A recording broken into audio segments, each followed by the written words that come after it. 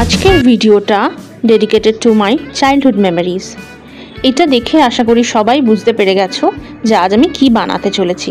হ্যাঁ, ঘটি গরম, চুরমুর, কেউ কেউ আবার বলে কটকটি। না, এই কটকটি না, সেই ভাজা গরম কটকটি। চলো তাহলে বানানো যাক। মানে আমি নিয়ে নিয়েছি বড় দানার বা মোটা ঝুরি ভাজা, তারপরে গাজরের টুকরো, কাঁচা লঙ্কা, কিশমিশ, পেঁয়াজ, আদা কুচি ও আমড়া টক ভাবের জন্য।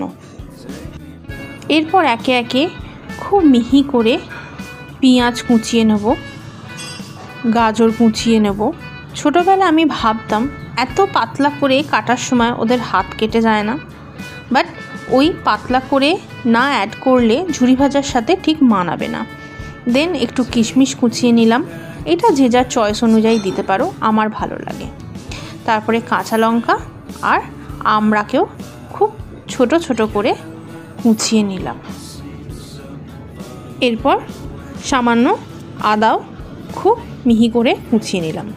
ঘটি গরমে সেই গরম ফিলটা দেওয়ার জন্য আমি একটা মাগে সর্ষের তেল আর ঝুরি ভাজা দিয়ে একটু নাড়াচাড়া করে হালকা গরম করে তারপরে একে একে পেঁয়াজ, গাজর, কাঁচা লঙ্কা, আমড়া, আদা, কিশমিশ দিয়ে ভালো করে নাড়িয়ে নিলাম।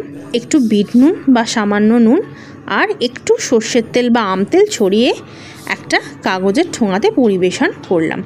ভিডিওটি ভালো লাগলে অবশ্যই লাইক অ্যান্ড শেয়ার করো। Thank you everyone for watching.